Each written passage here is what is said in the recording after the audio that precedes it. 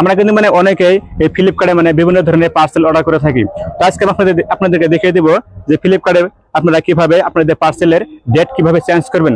ধরেন এক্সাম্পল, আপনার পার্সেলটা আসবে 12 তারিখে, আপনার সেই পার্সেলটা আপনি কিভাবে 14 তারিখে বা 15 তারিখে কিভাবে ডেটটা চেঞ্জ করবেন। ধরে নাই টাকার কারণে কিন্তু মানে আপনি সেই পার্সেলটা নিতে পারতেছেন না, সেক্ষেত্রে আপনি কিন্তু মানে সেই পার্সেলের ডেটটা আপনি চেঞ্জ করে দিতে পারেন।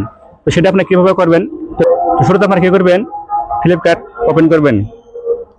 ওপেন করার পরে অ্যাকাউন্টে এখানে ক্লিক করবেন। ওখানে ক্লিক করার পরে অর্ডার এখানে ক্লিক করবেন। ওখানে ক্লিক করার পরে এখানে আপনি যে পার্সেলটার ডেটটা চেঞ্জ করবেন সেটাকে সিলেক্ট করবেন। তো আমি কি করব, এটা ডেটটা আমি চেঞ্জ করব। তো আমি এখানে ক্লিক করব। ক্লিক করার পরে এখান থেকে স্ক্রল করে নিচে আসবেন। আসার পরে এখানে দেখতে পাবেন যে ইডিট অর্ডার, তো এখানে ক্লিক করবেন। ওখানে ক্লিক করার পরে এখানে দেখতে পাবেন যে এখানে কিন্তু মানে আপনার মোবাইলের ফোন নাম্বারটা চেঞ্জ করতে পারবেন।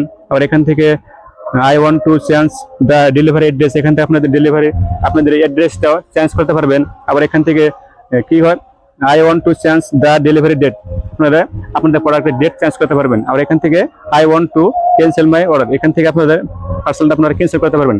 তো আমি যদি আপনাদেরকে দেখিয়ে দেবো কিভাবে প্রোডাক্টের ডেটটা কিভাবে চেঞ্জ করতে হয়। তো আপনারা কি করবেন, এখানে দেখতে পারবেন যে I want to change the delivery date, তো আপনারা কি করবেন, এখানে ক্লিক করবেন।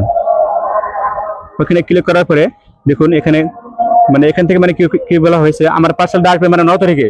এখানে দেখাচ্ছে 9 তারিখ, 10, 11, 12, 13, 14, মানে আমার পার্সেলটা এই 14 তারিখ পর্যন্ত মানে কি আমি ডেটটা চেঞ্জ করতে পারবো। তো আপনি কি করবেন, এখানে দেখতে পাবেন যে 4টা অপশন আছে, 5টা অপশন আছে। আপনারা যে তারিখে আপনাদের প্রোডাক্টের ডেটটা চেঞ্জ করতে চাচ্ছেন সেটা এখানে সিলেক্ট করে নেবেন।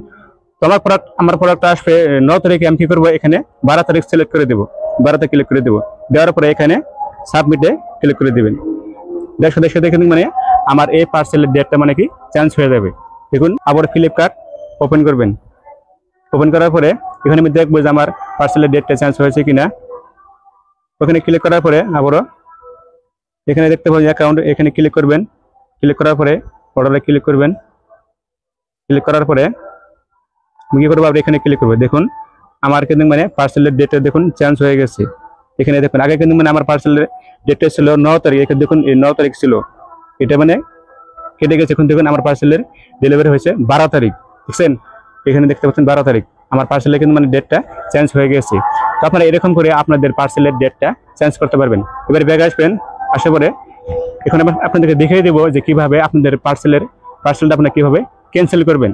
ধরুন এক্সাম্পল আমি আমার এই পার্সেলটাকে আমি কি করব, এটাকে আমি ক্যান্সেল করব। ধরুন আমার কাছে এই প্রোডাক্ট আমার কাছে মানে ভালো লাগে না, সেক্ষেত্রে আমি কি করব, এটাকে ক্যান্সেল করব। তো আপনারা কি করবেন, এখানে ক্লিক করবেন। ক্লিক করার পরে এডিট অর্ডার এখানে ক্লিক করবেন। ক্লিক করার পরে এখানে কিন্তু মানে 4টা অপশন আছে। একেবারে নিচে দেখতে পাবেন যে I want two cancel my order, আপনারা কি করবেন, এখানে ক্লিক করবেন। ওখানে ক্লিক করার পরে ক্যান্সেল অর্ডার এখানে ক্লিক করবেন। ওখানে ক্লিক করার পরে এখানে যে কোনো একটা নাম্বার সিলেক্ট করে দিবেন। আমি কি করবো, এটাকে সিলেক্ট করে দেবো। দেওয়ার পরে এখানে মানে আপনি কিছু একটা সংখ্যা লিখবেন। লেখার পরে এখানে আমি লিখে দিয়েছি। লেখার পরে এখানে কি কন্টিনিউ ক্লিক করে দিবেন। কন্টিনিউ ক্লিক করার পরে আবার এখানে ক্লিক করবেন। দেখুন এখানে কিন্তু মানে আমার এই পার্সেলটা মানে কি ক্যান্সেল হয়ে গেছে। আমি আপনাকে দেখে দিতেছি, দেখে আসবেন। আসার পরে দেখতে পাচ্ছেন আমার কিন্তু মানে এই পার্সেলটা কিন্তু মানে ক্যান্সেল হয়ে গেছে।